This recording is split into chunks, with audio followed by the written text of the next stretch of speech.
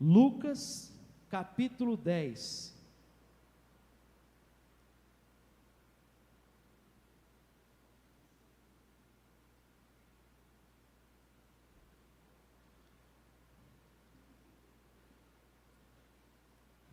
Todos encontraram? Diz assim: depois disto o quê? Nós, semana passada, refletindo em Marcos, nós destacamos a diferença do relacionamento que o discípulo tem para com a multidão, o relacionamento que ela tem com Jesus.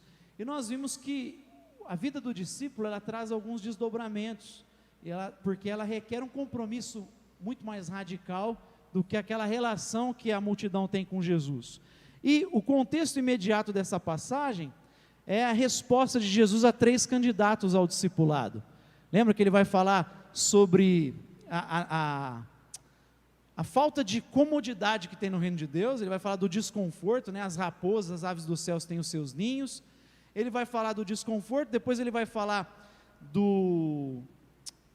sobre a urgência do reino de Deus, Vá anunciar o reino de Deus, depois deixe que os mortos sepultem os seus mortos. Ele vai falar da constância, da perseverança. Então é muito mais radical. E depois disso, Lucas vai dizer então: designou o Senhor outros 70 discípulos e mandou-os adiante de si, de 2 em 2, a todas as cidades e lugares aonde ele havia de ir.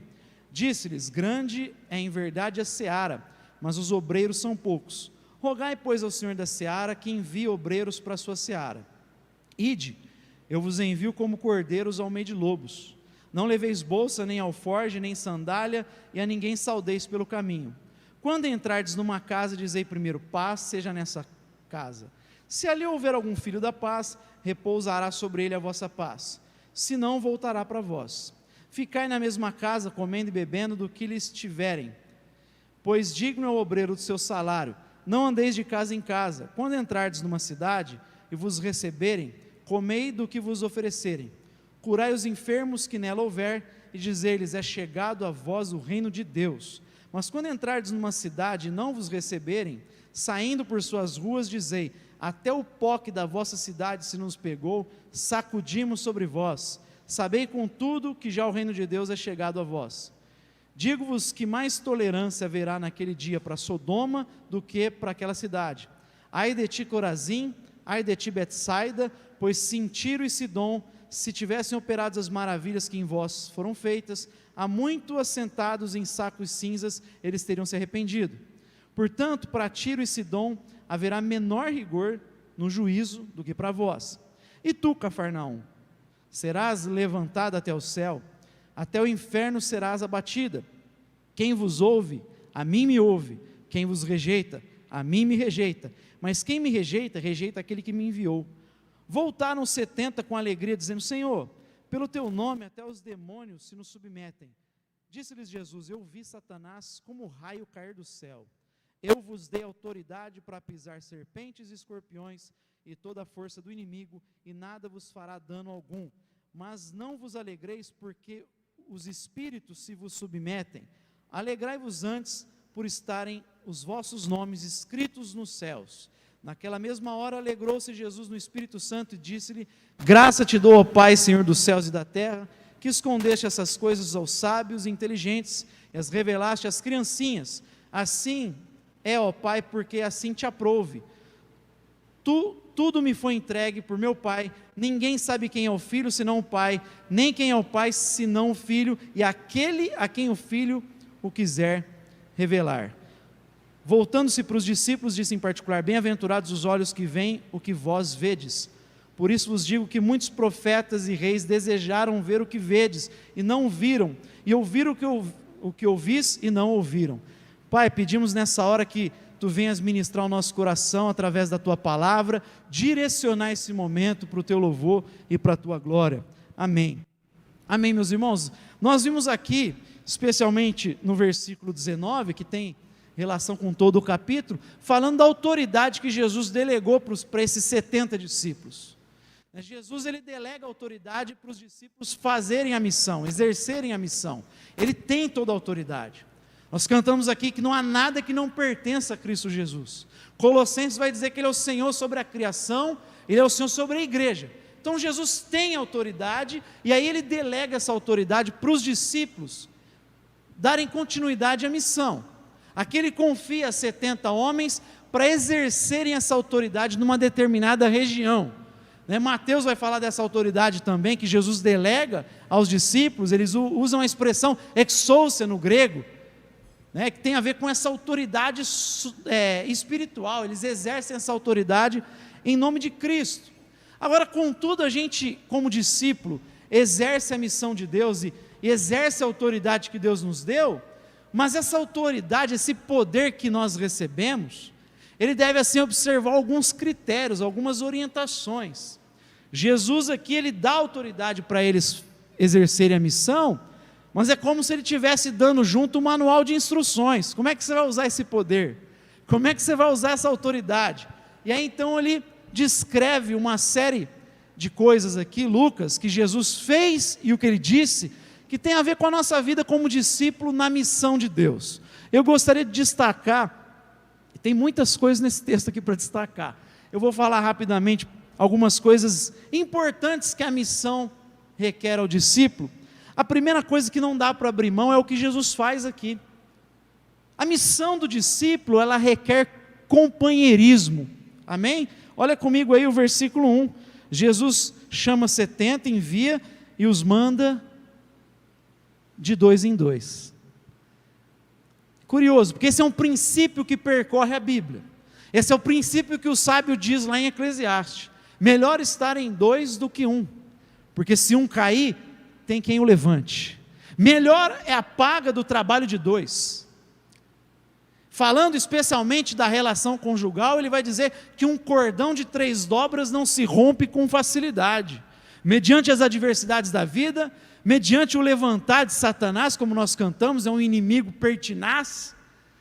Mas se nós estamos juntos como casal, e mais ainda contando com a presença de Deus, com essa terceira dobra do cordão, nós conseguimos resistir a essas investidas do inimigo e as tribulações, mas também a nossa relação como igreja. Nós somos feitos para andar em comunhão. Há uma citação antiga do pastor Ed René que ele é muito certeiro. Ele diz assim: a salvação é pessoal, a vida cristã é comunitária. Não existe nada no cristianismo que é individual. A salvação é pessoal, a vida cristã é comunitária. Por isso que quando você percorre o Novo Testamento, você vai se deparar com os chamados mandamentos recíprocos, que a gente percebe pela expressão uns aos outros: amem uns aos outros, perdoem uns aos outros, sujeitai-vos uns aos outros, deem suporte uns aos outros, curem uns aos outros. É porque a fé cristã é para ser vivida com companheirismo. Eu preciso de gente do meu lado, me sustentando nos momentos de fraqueza, de dificuldade.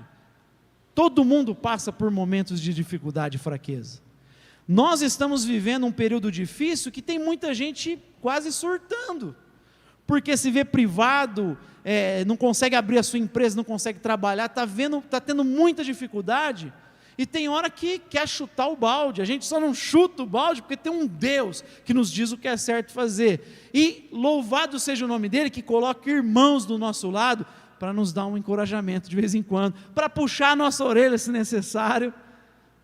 Irmão, olha para o céu, olha para o alto, de lá vem o nosso socorro, para nos dar aquele chacoalhão abençoado. Nós precisamos uns dos outros. Não existe cavaleiro solitário no reino de Deus. Não existe a possibilidade de viver a fé cristã sozinho. Nós somos chamados para viver como companheiros. Nós compartilhamos de algumas coisas da fé. A gente precisa estar andando em comunidade. Então Jesus já mostra aqui um princípio crucial: a missão precisa de companheirismo, ela precisa de gente do seu lado. Eu aprendi na igreja que cresci que eu deveria andar pelo menos com 3 tipos de pessoas diferentes.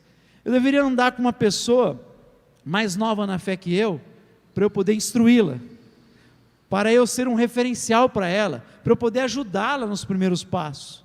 Eu deveria andar com alguém que está mais ou menos na minha andando no mesmo tempo de conversão, uma lucidez, uma caminhada meio parecida, onde a gente pode ter troca, onde a gente pode trocar um pouquinho um com o outro, se afiar. E é legal andar com alguém mais velho, que te orienta e te puxa a sua orelha, e que te instrui, né? Andar com cabeça branca, andar com alguém parecido conosco, mas você ser referencial para alguém mais novo. Isso é sábio, não está na Bíblia, né? De maneira literal isso, mas é sabedoria que a gente vai aprendendo na caminhada de fé. Porque se você só anda com alguém que você instrui, que você fala, às vezes você pode cair numa tendência de ter relações onde você é manipulador. Você só se relaciona com quem você manipula, com quem você pode exercer uma autoridade maior, que a pessoa te respeita. Você precisa também ter uma pessoa a quem você se reporta, a quem você dá satisfação.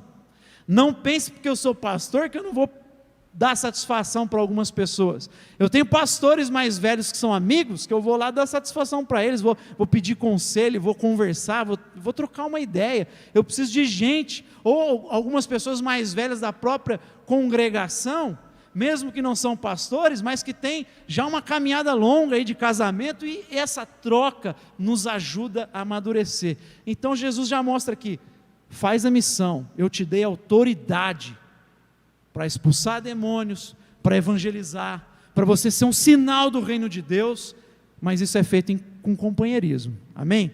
Segunda coisa que Jesus mostra aqui, é que isso vai sempre exigir de nós, eu falei um pouco disso semana passada, labuta. Jesus diz algo aqui, que eu ouço desde que eu sou criança na igreja. Ele diz, a seara é grande, mas poucos são os trabalhadores.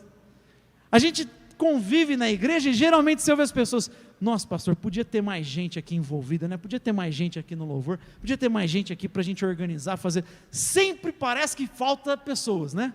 A impressão que a gente tem, sempre está faltando gente para ajudar, para a coisa andar. E isso aqui, claro que não é um dado baseado em estudo, é mais uma observação, mas você pode reparar que geralmente você tem uma faixa de 20% de pessoas de uma igreja que de fato estão engajadas na obra, que de fato falam, eis-me aqui, eu quero ajudar aqui, eu vou ali, eu vou pregar, eu vou evangelizar, eu quero levar uma cesta básica ali, que se envolvem de maneira genuína, concreta. Parece que não é um fenômeno que acontecia lá nos tempos dos discípulos, mas parece que isso percorre a igreja. Você sempre vai ter a sensação que está sozinho na coisa, que tem pouca gente do seu lado, você está arrastando o piano, fala, podia ter mais uns 5 aqui para ajudar a arrastar esse piano, porque está pesado, né, Davi? Mas Jesus nos ensina a orar. Ele fala, olha, geralmente o quadro vai ser, você vai sentir que está numa labuta, e parece que tem pouca mão, pouco braço. Ele diz, rogai ao Senhor da seara, para que Ele envie trabalhadores. Eu acredito que muitas vezes o que falta para nós é rogar para que Ele mande trabalhadores. Pode ser que os trabalhadores não vão ser pessoas que vão se converter, que não conheciam Jesus. Pode ser que Ele desperte da própria comunidade pessoas que não entenderam ainda o chamado, e aí o Espírito Santo trabalha e essas pessoas começam a dizer, eis-me aqui, eu quero ajudar. Pastor, eu quero ajudar. Joel, eu quero ajudar aí na diaconia. Giovana, eu quero fazer alguma coisa, qualquer coisa aí que vocês precisarem, eu estou aqui. E a gente precisa clamar para que Deus envie. Tivemos experiência aqui na igreja, durante anos, sem um trabalho infantil, sem alguém que de fato assumisse isso, e a gente orou e Deus enviou. Então a gente precisa orar com fervor para que Deus envie trabalhadores, mas a sensação que Jesus diz aqui, é que a missão sempre vai dar aquela sensação de labuta, poucos são os trabalhadores, mas faz parte, você continua usando a autoridade nesse contexto, clamando para que Ele envie pessoas para ajudarem. Uma outra coisa que Jesus diz aqui também, é que a missão do discípulo, ela requer sacrifício. Veja o verso 3, esse aqui é daqueles versículos que a gente não queria que estivesse na Bíblia. Sabe aqueles textos que você fala, por que eu fui ler esse negócio aqui, velho? Podia não ter lido esse negócio, podia ter lido que eu sou cabeça e não cauda, que eu vou comer do melhor dessa terra, que eu sou filho do rei, que eu vou ser herdeiro como Abraão, que eu vou orar e Deus vai me trazer prosperidade material. Mas aí a gente vê Jesus falando: ide, eu vos envio como cordeiros no meio de lobos. Que palavra dura de ouvir. O que significa uma ovelha caminhando para o meio de lobo? Para matilha, tá certo? Matilha, né? É isso mesmo? O que significa uma ovelha indo para o meio da matilha? O que vai acontecer? A ovelha vai espantar os lobos? Não, você provavelmente vai ser o cardápio. Vai ser o cardápio principal. Tem um meme engraçado que mostra um crente, aí ele vê um leão próximo dele, aí ele fala: Senhor, que esse leão seja convertido, seja crente. Aí o leão põe as mãozinhas assim: Pai, eu te agradeço por esse alimento. Te agradeço por esse alimento que o Senhor concedeu agora. Você vai ser o cardápio principal, é o prato principal, porque a nossa espiritualidade aqui é do sacrifício. Como eu falei sobre a reflexão de Apocalipse, capítulo 5, o ancião e o anjo olham para Jesus, vê o leão, mas quem é da terra só vê o cordeiro que foi morto. Por que alguém da terra olha para o mesmo lugar que o anjo olha e vê o cordeiro e não o leão? E Jesus diz para nós o imitarmos. Quem está, João vai dizer, se você está em Cristo, você deve viver como Ele viveu, você deve andar como Ele andou. E quando você olha para aquele que o ancião aponta, você só consegue ver o cordeiro. Só dá para imitar o cordeiro desse lado da vida. É aquele que abriu mão da sua glória, esse que a gente imita. É aquele que tirou o cetro, deixou de lado, tirou a coroa, pegou a bacia, pegou a toalha e falou: imitem o meu exemplo, sigam o meu exemplo. É esse Jesus que eu enxergo. O João Batista olha e diz: eis o Cordeiro de Deus que tira o pecado do mundo. Você só consegue imitar aquilo que você vê. Eu só consigo imitar o que eu vejo. E quando eu olho para a Bíblia, quando eu olho para esse lugar, para essa direção que o ancião aponta, eu consigo enxergar só o Cordeiro, não consigo enxergar o leão, como aquele ser eterno enxerga. Eu sei que tem um leão que venceu, eu sei que tem um leão que me deu vitória, mas na hora de viver, é a vida de Jesus. Como é que Jesus viveu? 1 João 2,6 que eu citei aqui: viver como ele viveu, andar como ele andou. Como é que ele viveu? Como é que ele andou? Ora, Pedro faz uma síntese. Ele vai na casa de Cornélio, fala assim: eu vim falar do Jesus de Nazaré, que o Espírito Santo ungiu ele, aliás, Deus o ungiu com o seu Espírito, e ele andou por toda parte, fazendo bem a todas as pessoas, curando e libertando os oprimidos pelo diabo. Pedro resumiu a vida de Jesus. Como é que Jesus viveu? Ele andou por toda parte fazendo bem e curando e libertando os oprimidos pelo diabo. Como é que você liberta os oprimidos pelo diabo? Pregando o Evangelho, tirando as pessoas da cadeia de Satanás. É o Evangelho que liberta. E Jesus veio para anunciar o reino de Deus. O reino de Deus é chegado. Essa é a proclamação desses homens aqui. Quando você entrar numa cidade, dizer: o reino de Deus chegou entre vocês. A libertação é possível. Só quando a gente faz isso, a gente enfrenta resistência. Por isso que é enviado como ovelhas no meio de lobos. Esse é o chamado: ide. Você vê que ele fala assim, olha, para pensar. Ele fala: ide, eu vos envio como ovelhas no meio de lobos. Então a terceira coisa que a missão requer é sacrifício. Não tem jeito de ser discípulo sem sacrifício, sem abrir mão das coisas. Mas tem um quarto elemento aqui do manual de instruções da autoridade divina para nós: a dependência de Deus. A dependência de Deus. Olha aqui o verso 4, ele está mandando os discípulos, e aí ele fala: não levem bolsa, não levem alforje, não levem sandália, não leva nada. Que coisa complicada, vocês vão lá, mas vocês não vão levar dinheiro, bolsa, nada. O que ele está falando para os discípulos? Vocês precisam depender de Deus. Gente, os discípulos estão entrando em casas, e algumas delas provavelmente não teria o que oferecer para eles. Provavelmente eles teriam que orar para a provisão de Deus chegar, ou pôr a mão no bolso e sustentar a casa, porque essa região tinha muita gente pobre também. E eles estão sendo instruídos a depender de Deus. Essa palavra assim, ela veio ao meu coração de uma maneira muito poderosa quando eu estava prestes a me casar, porque eu tinha um trabalho que ganhava muito pouco, e a Lê também ganhava muito pouco, e a gente, sabe, fica naquela, já namorava ali há 4 anos e meio, a gente queria casar, né, crente, né, não pode namorar 4 anos e meio, a gente já, eu preciso casar.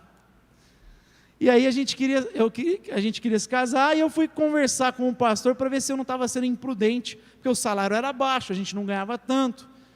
E aí assim, ele viu que não tinha nada de loucura, a gente não teria uma vida cheia de regalias, a gente teria uma vida mais simples, modesta, mas ele leu essa palavra para mim e falou assim, Jesus falou para a gente depender dele, não levar a bolsa, assim, de certa forma está nos ensinando a dependência, você precisa confiar que Deus vai prover na tua vida.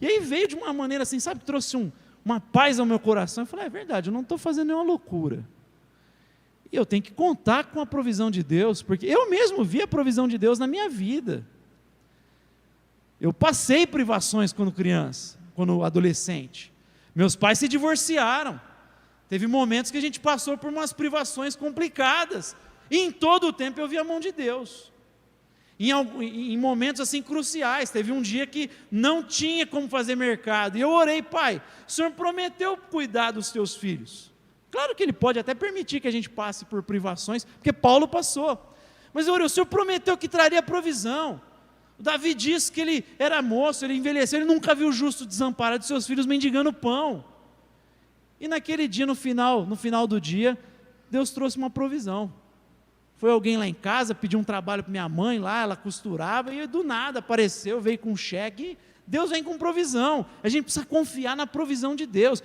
dependa de Deus, trabalhe, faça a tua parte, mas nos momentos de luta que a gente fica agoniado, não deixa o medo tomar conta do teu coração, dependa de Deus, Ele cuida, Ele nos chama para ser como Abraão, sai da tua terra, do meio da tua parentela, da casa do teu pai, e vai para um lugar que eu vou te mostrar. Aonde? Ainda não sabe, Abraão, eu vou te mostrar, mas quando que eu chego lá? Só segue. Mas como assim? Eu preciso...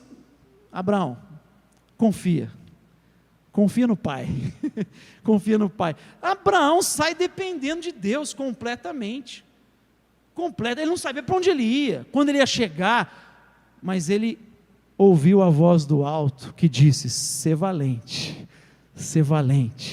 deixa essa palavra entrar no teu coração, ser valente, confia em Deus, amém? Dependência, mas há algo mais aqui, no versículo 4 ainda, essa missão, para a gente exercer a autoridade, esse poder, essa exousia, essa autoridade que Deus nos dá para fazer a obra, a gente precisa olhar o manual de instrução, e ver que isso exige foco, olha que palavra aqui no final do versículo 4, não saudeis ninguém pelo caminho, não é uma teologia da má educação, né? Não saudeis ninguém pelo caminho, alguém te cumprimentar, você fala, não, eu estou... A ideia aqui é para você não se distrair, a ideia aqui é você não perder o foco. Jesus mandou os discípulos com uma missão, com um foco, eles sabiam o que tinham que fazer. Ô Guilherme, fique em paz, viu cara, fica tranquilo. Ele tinha um foco, ele tinha um alvo na vida dele, e ele não poderia se distrair pelo caminho, não para no caminho, não dá atenção. Paulo vai dizer ao seu discípulo Timóteo, que o bom soldado, ele não se envolve com as coisas dessa vida, ele busca agradar aquele que o alistou. Isso aí é foco, é você manter a atenção no que Deus te confiou, você não relativizar a missão de Deus, você não colocar ela de uma maneira secundária, isso aqui é priorizar, é manter o foco. Mais uma instrução que ele nos dá aqui, depois de dizer não saudeis ninguém pelo caminho, é que exige que você e eu sejamos promotores de paz. Quando você entrar numa casa, diz, paz seja sobre essa casa, shalom seja sobre essa casa. Você vê os judeus, eles se cumprimentando, eles falam shalom. Essa palavra paz, shalom, não é apenas assim, a ausência de inquietação. Shalom tem a ver com a nossa vida estar em completa harmonia com a vontade de Deus. É uma paz que reina, porque tudo está alinhado com a vontade de Deus. E aí você tem paz.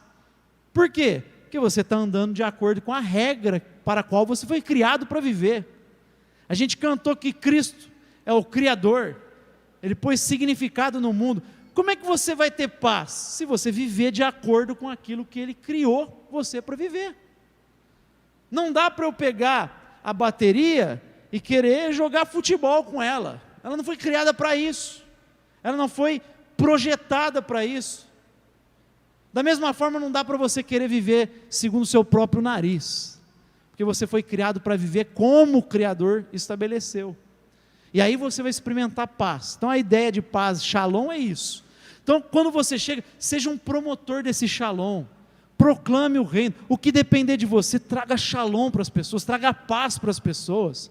Seja um promotor de harmonia, os ambientes onde você pisar, que eles possam receber essa harmonia, essa graça, esse shalom.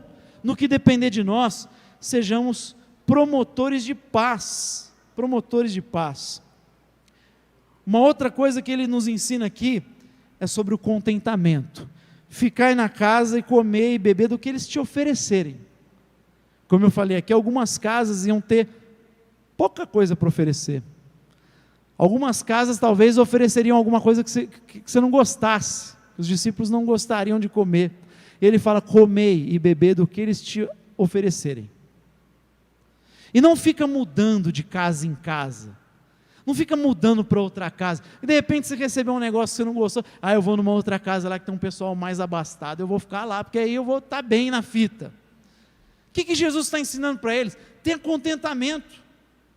O contentamento faz a gente não cair nem num sentimento de constrangimento, porque alguém está oferecendo alguma coisa para você. Por isso Jesus diz: digno é o trabalhador do seu salário. Você não precisa ficar constrangido por receber o seu salário, mas ao mesmo tempo priva e impede a gente de cair no oportunismo, numa ambição egoísta, materialista. Tenha contentamento, seja satisfeito com o que Deus te deu, com o dom que Ele te deu, com os recursos que Ele te deu. Seja feliz. Você pode trabalhar para querer ter mais, mas você não pode entrar numa vida de descontentamento. John Stott diz que a nossa vida nesse mundo é uma breve peregrinação entre dois momentos de nudez: nu sair do ventre da minha mãe e nu eu vou voltar para a terra, né?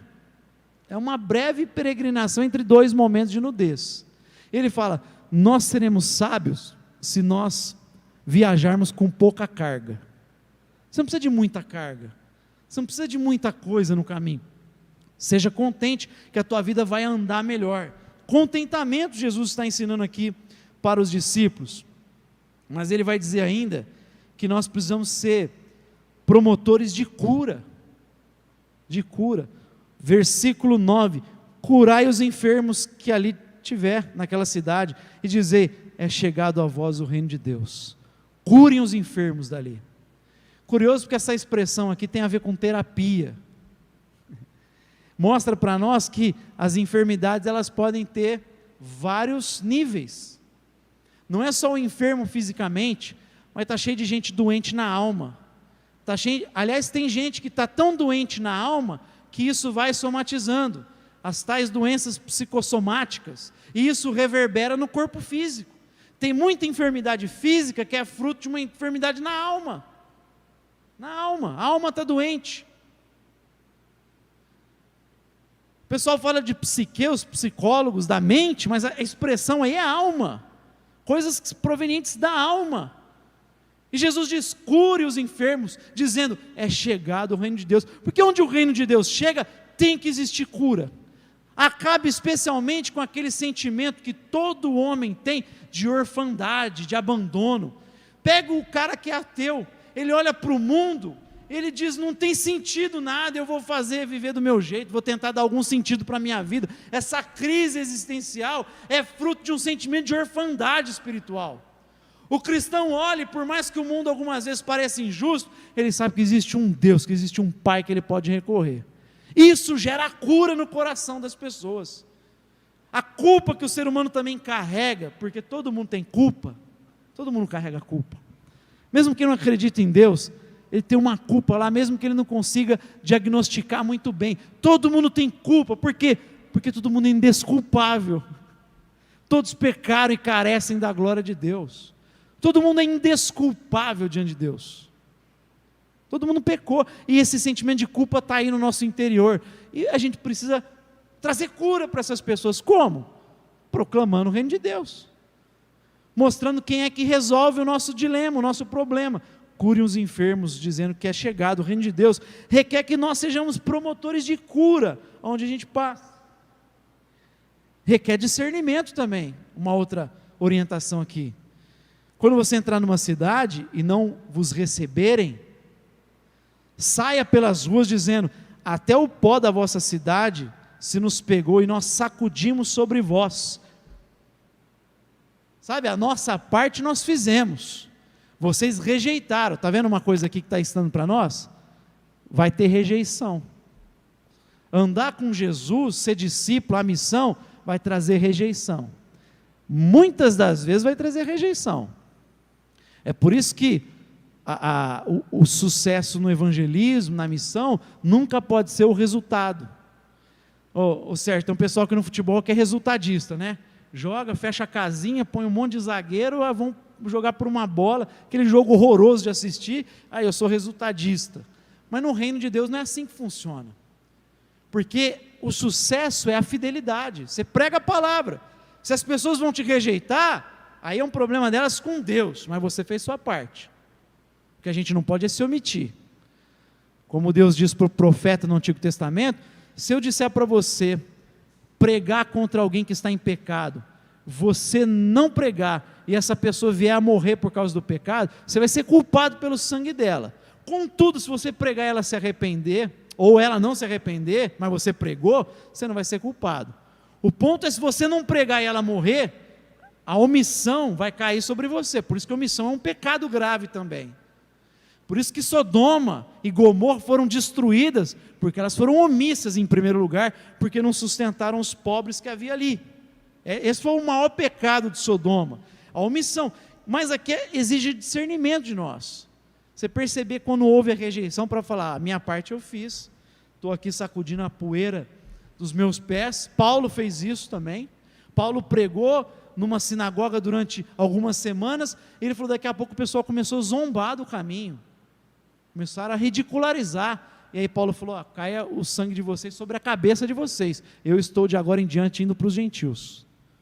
Eu preciso ter discernimento, porque isso aqui envolve valorizar o evangelho. Por isso que Jesus diz assim: não deem pérolas aos porcos, nem deem o que é sagrado aos cães. Cão e porco, geralmente na Bíblia, Pedro vai falar que a porca lavada volta-se a revolver na lama e o cão volta ao próprio vômito. O que Jesus está falando quando ele usa as figuras de porco e cão? É gente que tem prazer na imundície, é gente que tem prazer na depravação, é gente que não valoriza o evangelho. E aí quando você discerne, por isso tem que ser com muito discernimento, você fala: eu fiz minha parte, eu não vou mais continuar, porque agora, se eu continuar, é como se eu estivesse menosprezando o evangelho, é como se eu estivesse jogando pérolas a porcos, dando o que é sagrado a gente que não tem nenhum senso de valor do evangelho. E aí nesse caso eu valorizo o evangelho é essa pérola, eu não vou jogar ela para porco, para gente que gosta da imundície, da sujeira. Não vou perder o meu tempo com gente que ridiculariza do caminho e que gosta de imundície. Então Jesus está falando, envolve discernimento. Muita gente vai rejeitar o evangelho. Eu dei autoridade para vocês, vocês vão fazer prodígios inclusive. Deus pode te usar para trazer cura para uma pessoa física, cura na alma dela, mas Deus pode também fazer você ver milagres, né? Quando você vê alguém se convertendo, é um milagre.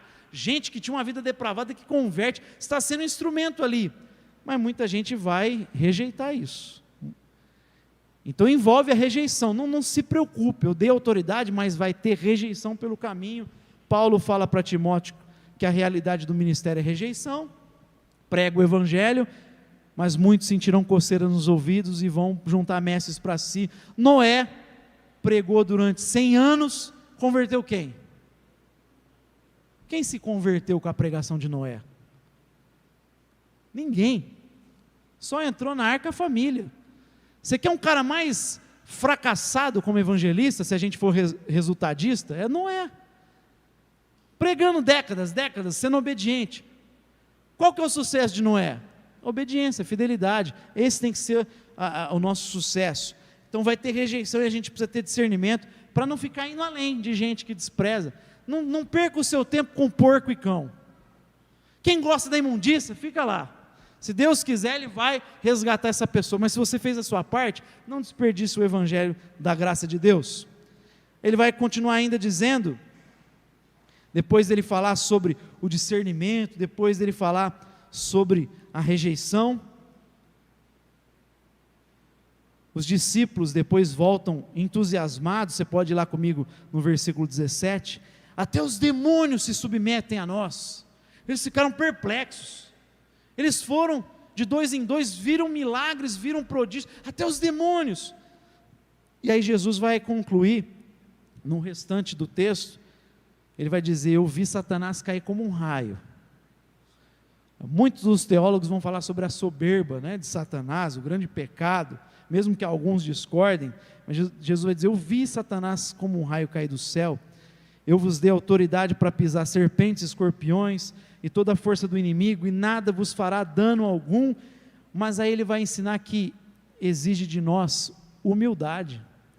Não se alegrem porque os demônios se submetem, não se alegre porque você está promovendo paz e cura, não se alegre, não olhe achando que você é o cara, se alegre antes, porque o teu nome está escrito no livro da vida, e o nome escrito no livro da vida não tem nada a ver com o que você faz, não tem nada a ver com a minha produtividade. O nome escrito no livro da vida tem a ver com a graça de Deus. Isso nos faz humildes, isso nos faz dependentes da graça em todo o tempo, faz a gente cair numa situação de se agarrar na graça de Deus, não olhar para o que Ele está fazendo. Então Jesus está dizendo, use essa autoridade que eu estou confiando a vocês para fazer a missão. Você precisa usar essa autoridade, mas lembrar que do manual de instruções. O manual de instruções para usar a autoridade, ele diz que precisa de companheirismo. Ele diz que precisa de dependência de Deus, que precisa de sacrifício. Ele diz que precisa de foco, precisa estar focado na missão de Deus, precisa de contentamento. Você precisa sempre promover a paz, a cura do outro, mas precisa também de humildade, estar sempre consciente de que essa autoridade veio, porque antes algo foi feito, e o teu nome foi escrito no livro da vida, algo foi feito para você exercer isso, não é da tua própria capacidade, você não é bom para chuchu, eu não sou, é graça de Deus. Eu consigo usar essa autoridade, se eu sempre depender da graça de Deus, aí eu vou usar de maneira correta, porque você pode até usar a autoridade, está cheio de gente usando a autoridade, só que não está se baseando no manual de instruções, não está ouvindo as orientações de Jesus, porque está cheio de gente que pode até ser usado, mas é completamente presunçoso, arrogante, e gente que nem tem temor de Deus. São esses que Jesus mesmo vai dizer, nunca vos conheci, afastem-se de mim, vocês que praticam o mal. Mas Senhor, nós profetizamos em teu nome, realizamos milagres, expulsamos demônios, eu não conheço vocês. Então tem gente que pode expulsar demônio, fazer milagre, profetizar, pregar, e Jesus vai dizer, não conheço você, afastem-se de mim. Está cheio de gente usando poder, mas não tem presença de Deus, se desligou dessa relação, que a gente sempre vem a se agarrar nessa consciência. Jesus termina falando, louvando a Deus, o Pai, porque foi do agrado dele, escolher os pequeninos, é tudo graça, é por causa dele, do sacrifício dele. Então quando você, irmão, exercer a sua autoridade como discípulo na missão, lembra sempre de ir para Lucas 10 e ver as orientações que Jesus deu ali, para que a gente use de acordo com o manual de instruções da autoridade, da Ixou-se, amém? Vamos ficar de pé e ter uma palavra de oração, pedir para o pessoal vir aqui à frente, para a gente concluir com um cântico, e você na sua casa também, puder fechar os teus olhos, e vamos pedir graça de Deus a cada um de nós.